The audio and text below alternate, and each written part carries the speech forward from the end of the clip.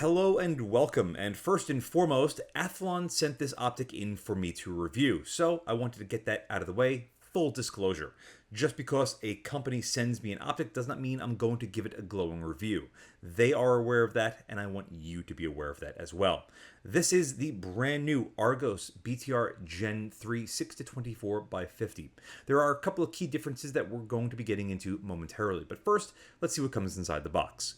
You get pretty standard stuff: a sunshade, owner's manual, couple of tools, cleaning cloth, and at least they were nice enough to include some sort of scope caps, even though they are far from the nicest quality. The weight on this optic comes in on my scale at just over 31 ounces. On their website they claim 30.3, so take that for what it's worth. Pretty standard for this magnification range. Fast focus eyepiece feels pretty solid, a little bit of wiggle, but ever so slight. But again, this is factory fresh. All in all, not half bad. As far as the magnification ring, this one's a bit of a doozy. As you can see, it is very far from 180 degrees, well above standard. Thankfully, they included a nice cattail, which does make the whole entire process a lot easier. But if you're constantly jockeying between magnification ranges, it's a very, very large throw for a 4x multiplier. This thing does include illumination, and the battery compartment is very standard. 3-dimple board, 6-finger leaf spring on top, and a standard CR2032 battery, all standard affair and perfectly fine. The illumination knob itself is pretty good. It's very slick on the outside, so keep that in mind. The detent is pretty deep, but there is a little bit of rock and roll once you get inside of it. Not the end of the world. Just like the magnification, the side parallax has a very large throw to it. It does go down to 10 yards, but if you're jockeying this thing constantly, it's a very long throw. But it should mean that we have a finite amount of adjustability, but we'll check that soon. The biggest thing on the Gen 3 are the turrets. They are non-locking, but I love how they have the step ramping up from 1 mil to the next mil to the next mil, and they peak at 0.5 of a mil. It's very easy to just make an adjustment and know exactly where you are. Very, very nice. As is the sound and feel.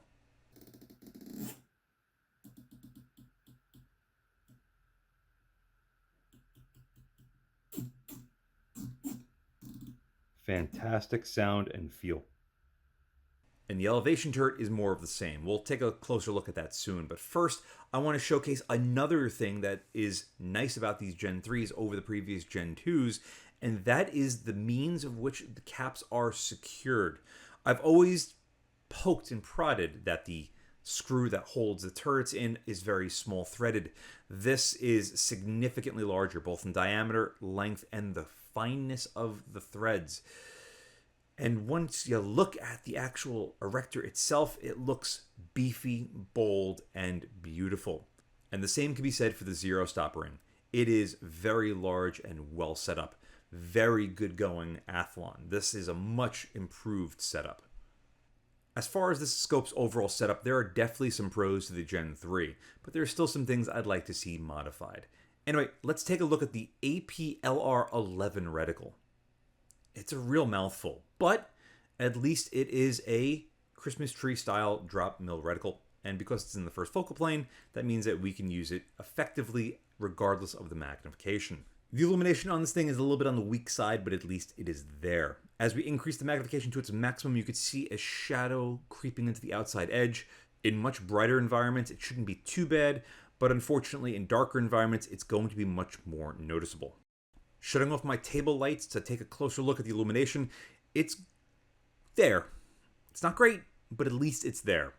If you're the type of person that isn't sure if you need illumination or not, great.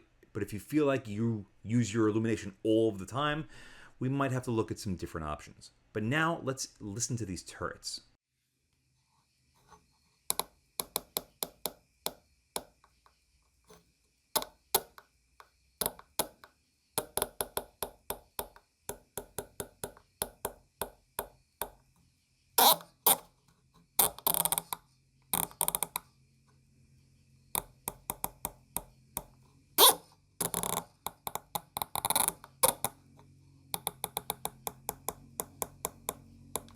The turret sound and feel is incredible. On most Athlon products, I've been super impressed with the turrets, especially on like the Midas Tax and the Helos BTR Gen 2s. they do not mess around with the sound and feel of their turrets. But will this thing be able to track well? Let's find out right now. We are at 24x, going down to 6x, back up to 24. Everything looks to be pretty good. Adjust the side parallax. Also seems to be pretty good. We have some green and purple fringing going on, as you can see. Very tight, narrow band of where we have what I would consider a perfect focus, or at least as good as we can get with this scope. It's right there. Illumination down here is just barely noticeable, but this is also a very bright target. I'm going to back out the magnification to an indicated 17x so we can see the full target, and we're going to check with windage slop first.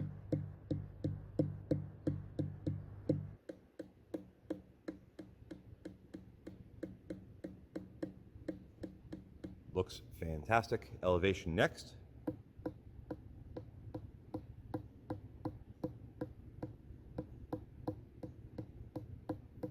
Fantastic. Let's start with a unique test.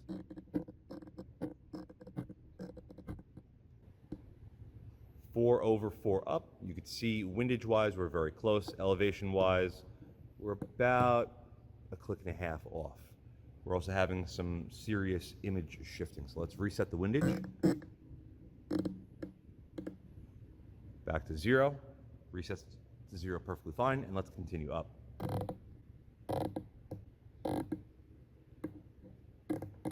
We are maxed out at 7 mils. We are about 2.5 clicks off. I'm going to adjust the camera height so we can see through it better. You can see we have some parallax shift. That is when the reticle is not on the same plane of existence as the target. And we are still about 2 clicks off, even when we correct it. Image here looks really good. If I increase the magnification, it gets a little bit softer. Tweaking the side parallax really doesn't yield a better image. Backing out the magnification to 16x. Looks really good, but we still have 0.2 of a mil at 7 mils. So if this was to go all the way up to 10 mils, we'd probably see 3% off, which is a fair amount. Resets to 0 just fine.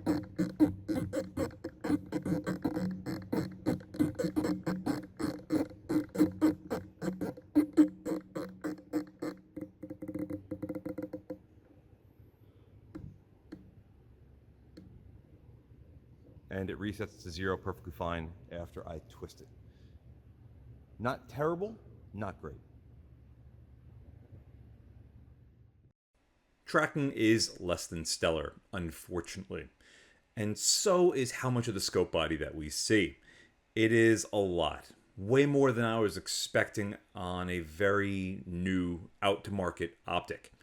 The reticle at least is usable at the minimum magnification, even with the illumination that is barely visible right now in an environment like this, a very wooded area. So if you wanted to use this in a potential hunting environment, you shouldn't have too much of an issue with it. But there's still no denying the fact that you see a lot of scope body with this optic. Focusing on my eye chart here at about 81 yards, I set the side parallax roughly to where we need to be to see if it's going to line up at all. Because some scopes line up really well and others don't even come close. Slowly increasing the magnification to our maximum, and the image here looks a little on the soft side. So I try to dial in the side parallax a little bit to see if I can get it any better, and unfortunately, I can't. This is as good as it gets. I didn't know what I was expecting from this optic, but given the fact that this thing's under $400, I wasn't expecting a whole lot. It's got a lot going on for its money, at least for the overall feel of this thing. It feels very good in hand, even though I will say I did put this optic down on my hardwood table and it made a rattle sound. And it was jarring enough to the point where I actually reached out to Athlon and asked them about it. I thought maybe there was something wrong with it. I sent it back, they checked it out, they gave it back to me and said everything was fine. That is why we now have a jump in time. You could see all of the trees have grown in substantially since the previous video, and that is because it took them a couple of weeks to get it, run through it, and send it back to me. Plus then I had, to find the time to continue on with the review. So the first thing I had to check was its low light performance once we got here. The illumination, as you can see, is more noticeable. We are looking into a very dark area. You can see that the sun is poking through on some of the trees, but where we are looking is quite dark as a result. Like I had mentioned earlier, this thing does get dark in the outside edge at the higher magnifications, and in lower light areas like this, it really becomes apparent. The illumination, though, is more than bright enough to pick up against those targets, so at least that is nice to see. As far as the overall image sharpness and clarity, it's about the same as what we saw earlier, but it's still not great. Shifting the camera side to side, you can see that the illumination is visible beyond the point where we could look through the scope, which I am a fan of from a dynamic standpoint. If you're trying to get behind the scope and you can't really see through, you have a bad cheek weld, you could at least see the illumination and help draw your eye back to where you need to be. For other people, they don't like it. They think it's a negative because if the illumination is visible, maybe they don't have the perfect setup behind it, and then the parallax might shift. So take it for what it's worth. Some people like it, some people don't. But overall, the illumination performance is quite good, even though it's not as bright as some other scopes can get. Going back in time to when I first had the optic before I sent it in, we're now at the extended range portion and panning across this very densely wooded area just to showcase that the reticle is at least noticeable at the minimum of 6x in this environment is nice to see. The sun was right behind us, and you could see we have some glare coming off that rear lens. The coatings on this glass seem pretty good when it came to reflectiveness with ambient light, so at least that's a plus.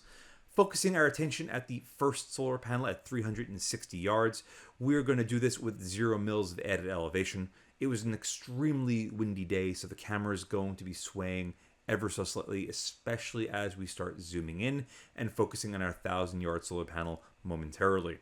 But taking very close attention at this 360-yard solar panel, I had dialed in the side parallax again to the rough distance. It wasn't quite as good as I would like, but it's close enough. Once I get the side parallax set to the best possible setting, taking a real close look at this image, it's not great. The whole image has a softness to it. It looks like it's got some purple tint going on to the entire image. It's really hard to make out the individual cells on that solar panel. You could see the larger squares, but inside that it's a little bit tricky. As far as like the rivets and all the other components of the structural steel, it's hard to make out all the finer details. It's not terrible as far as being able to pick out the larger stuff, but once you get into the nitty-gritty detail work, this scope falls a little flat. Following the same trend, once we push out to 1,000 yards, you could probably guess, if you were smart enough, to figure out what would happen next, and that's that the image is going to follow a very similar fate. The image does get darker. It's still very soft, even though the lighting condition was basically perfect. It was bright, sunny, and clear.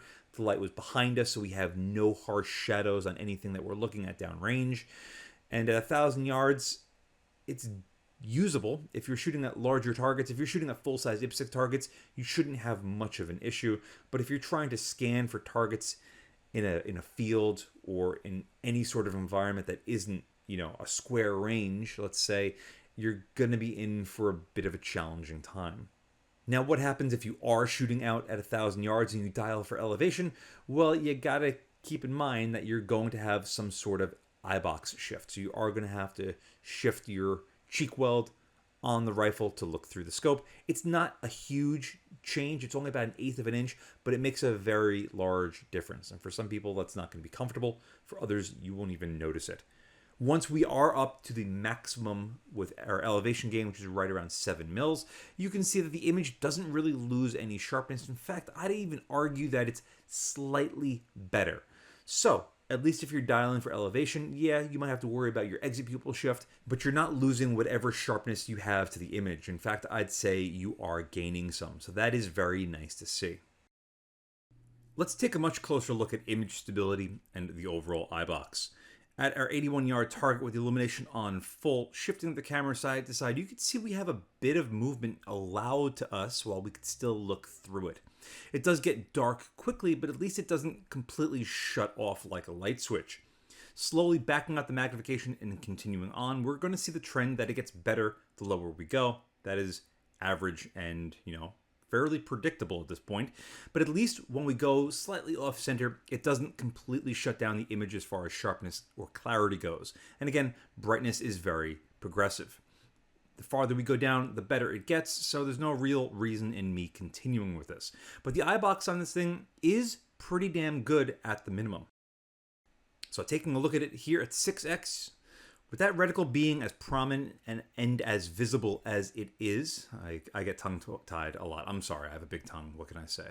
My wife loves it. 6x is really great. And you know what? Even the middle magnifications around 10x or so, like seen here, is also pretty damn solid. The only time it starts getting a little bit on the tighter side is naturally towards the top end, but it's still not what I would consider to be poor or challenging. It's average to maybe even slightly above average.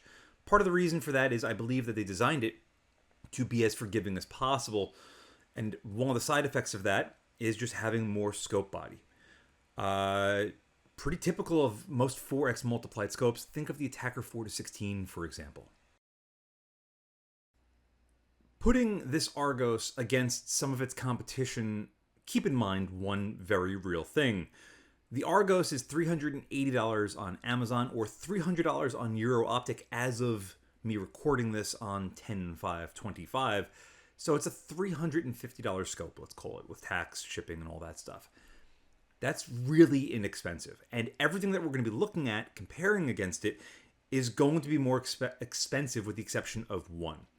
The first one I want to talk about is the Helos BTR Gen II 4-20. And the reason why I want to talk about this scope is because I love this thing so much that it's found a permanent home on top of my CZ457 Precision, because it does everything I could ever ask for in an optic in a really nice, easy to use and digest package. The reticles on these two are very similar but slightly different. You can see the numbering's a little bit different, and the way the hash marks are designed is slightly different. The Helos also offers locking elevation and windage turrets, slightly better controls as far as the maximum rotation that we have to worry about with both the magnification and the side parallax. Illumination, I think it's going to go to the Helos, but only by an ever so slight margin. The Helos is also smaller. It's 13.3 inches long. It's lighter at 27 ounces. Field of view is going to be different because these are two totally different magnifications. Eye relief, though, is going to be in favor of the Helos at 3.6 inches. The Argos is 3.3 inches, but we'll talk about those specs momentarily. Another thing with the Helos that's really nice is 32 mils of added elevation, which we do not get with the Argos. Instead, with the Argos, we get 41 inches long, so much longer. It's 31 ounces, so about 3.5 ounces heavier. Field of view, again, completely irrelevant because of the difference in magnifications. But the eye relief is only 3.3 inches, so we're losing 3/8 of an inch, getting it closer to our eye, which is not going to be for everyone's cup of tea. 10-yard minimum parallax, which is really nice, but we only get 18 mils of total elevation gain, which is why on my tracking target, I was only able to go up 7.3 of a mil, whereas with the Helos, you could easily go well above that. Optically, as I'm sure you've been paying attention, the Helos is superior in every single way, shape, or form, and it is, in fact, in my very humble opinion, the vastly superior optic. However, you have to factor in the price. The Helos is nearly twice the price of the Argos.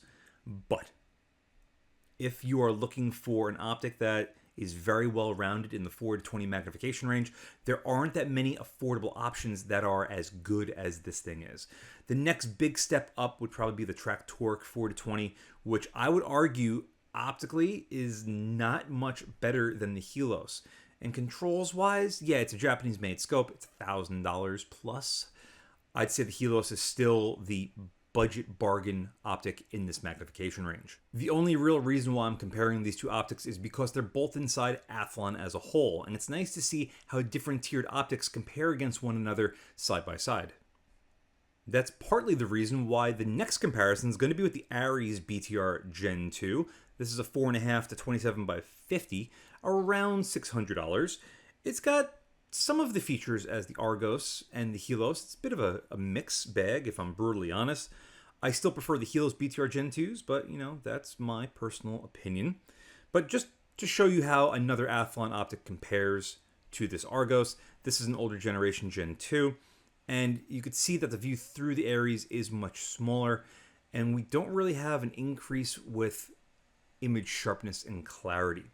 As far as our length, they're about the same, about 3/8 of an inch difference. The Arri is a little bit shorter at 13.8 inches versus the Argos 14.1.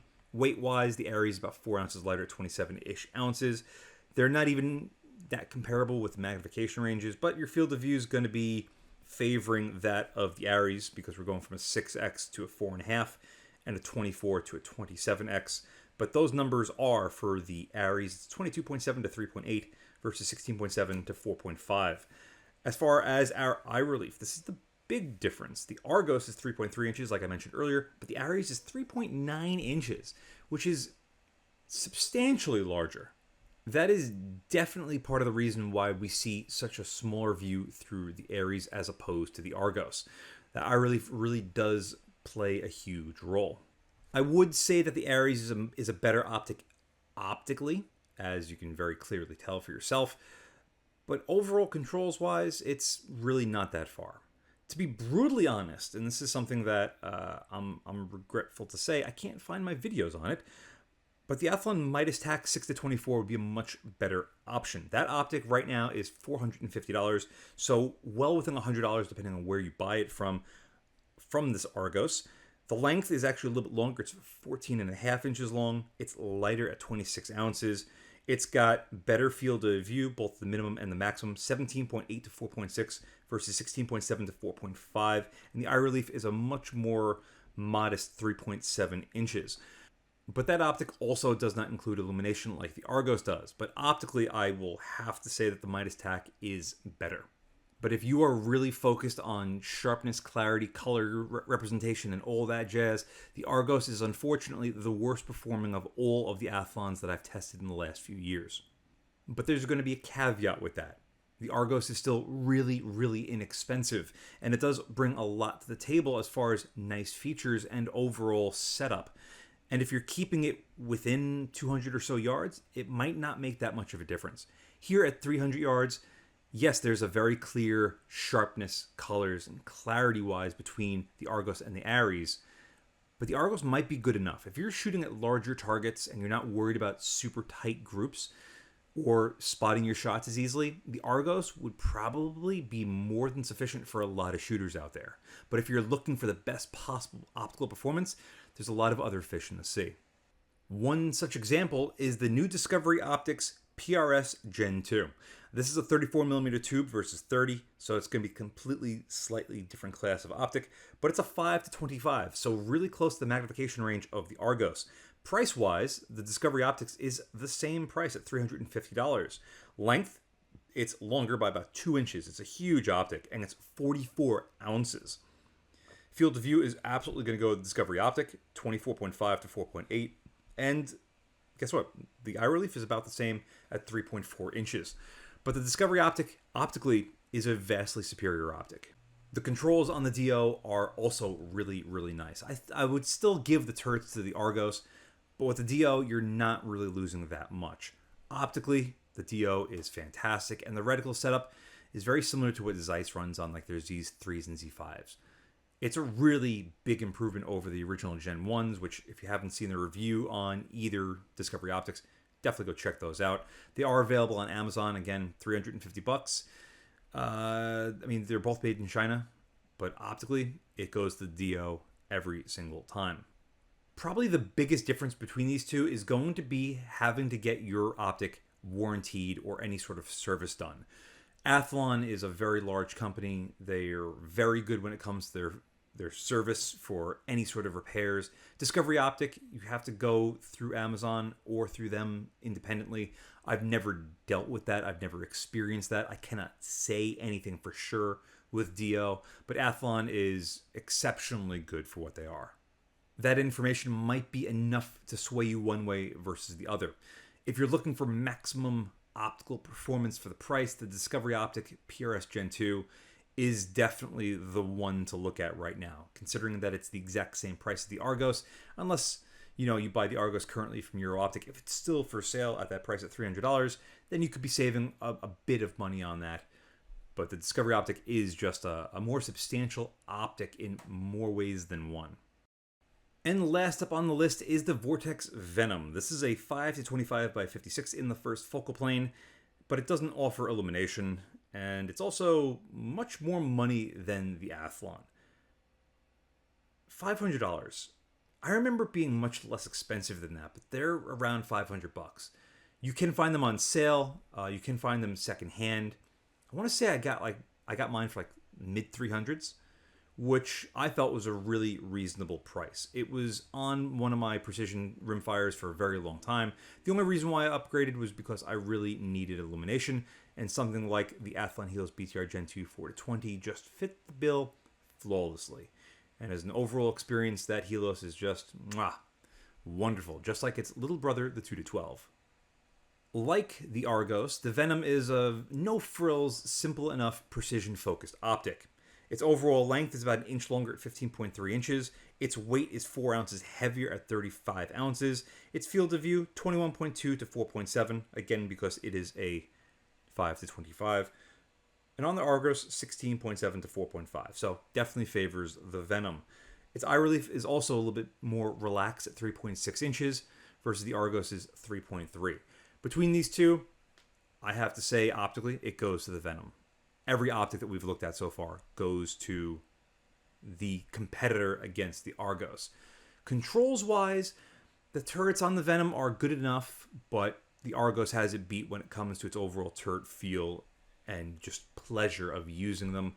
Magnification ring, the Argos is very wide, but at least it has a little cattail. The Venom doesn't, so you need a throw lever to really take advantage of it. Side parallax tweaks, I think the Venom's a little bit easier to get behind.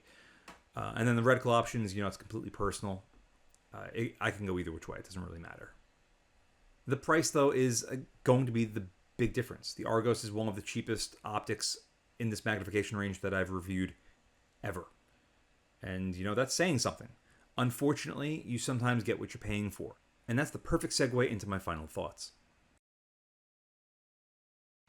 So to wrap it up, yes, this is the least expensive high-powered variable optic I've ever reviewed by a substantial price.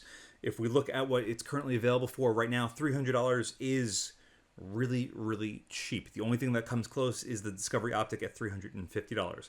But everything else is going to be close to 50% to 100% more expensive than this. However, there are still some things I would love to see changed moving forward. Optical performance is definitely the number one thing. It's lacking, both before and after I sent it into Athlon to get confirmed that everything was as good as possible. This is footage from before I sent it in. You can tell because it's not the middle of the summer, it's the beginning of the spring, and the entire area is differently toned. So you can see for yourself that that's as good as we're going to get it. Controls-wise, I love the turrets on this thing. I love the modifications and the adjustments that they've made. I think they are beautiful. The eyepiece is perfectly fine. Nothing to say about that. The magnification ring, I don't know why it's as large of a throw as it is. This is only a 4x multiplier optic. So no matter what, if this could be a 1 to 4 or a 4 to 16, but it's a 6 to 24 and it still has almost 270 degrees of throw. What that means is you not only do you have a very large throw to go with it, but there's a slot in the actual scope of the tube of the scope that allows for a pin to adjust the magnification ring. The larger that slot, the weaker the scope is. So if you were to drop this just right, there's a higher chance that this scope will fail from the tube actually bending at the magnification ring than some others, which I'm never a big fan of. One of the best companies in my book is Leupold when it comes to their magnification rings, because they're anywhere between like 90 and like 140 degrees. And even if it's a 4x, a 5x, or a 6x scope, it's just really, really nice and easy to use. The illumination is okay, not great, but fine for the price. Parallax knob is okay, again, fine for the price. The turrets, I've already mentioned, are great, but the optical performance is just really lacking, despite how cheap this thing is. I was expecting just a touch more. Who is this scope going to be for, ultimately? That's the biggest question. I think if you're keeping yourself inside of 150 or so yards, maybe 200 at the absolute extreme, you should be okay. If you throw this on top of a rimfire, though, and you have a 50-yard zero, you are going to run out of elevation gain unless you run a very canted mount, which means that you might have to worry about exit pupil shifting and all that jazz when you dial up for elevation at extreme measures. So it's not really going to be ideal for that. It's good enough, but would I spend my money on this versus something else? I would really honestly rather save my money and go for at least the Midas TAC if you want to stay in the Athlon family. If not, save up a little bit more and get the Helos BTR Gen 2. It's a 4 to 20, I know, but it's just such a better experience getting behind it every single time. And my experience with the Helos families have been nothing short of fantastic. They have taken my abuse time and time again, and a lot of people love them, and for good reason. They're fantastic mid-budget optics. I really appreciate what Athlon's trying to do with their lower tier stuff. I like a lot of the changes that they've made for the new Gen 3 stuff, but I do think that it can come a little bit farther. I would rather see a lower magnification range, but have it perform optically better. I think 6 to 24 is just pushing this glass a bridge or two too far. If this was in the, I don't know, 5 to 20 range, I bet it would be a much better overall product, and you're not really giving up that much magnification. With all that being said, a huge thank you for Athlon for sending this optic in for me to review. They trust me enough to give their product as honest of a review as possible, and for that, I really, really do appreciate them, and so should you.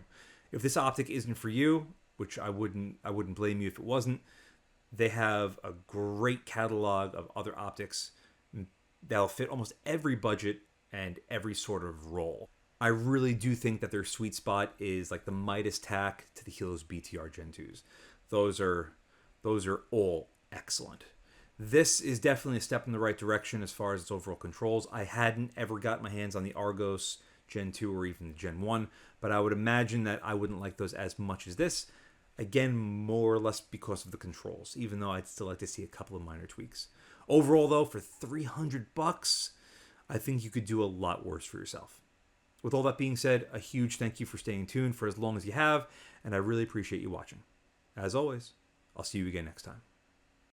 And a huge thank you to my Patreon providers and my Subscribe Stars subscribers. Without you, this truly wouldn't be possible. If you'd like to support my channel but don't want to join either of those, I completely understand. But you could still help by using my affiliate links in the description below, and or like, share, and subscribe as always. Again, thank you very much.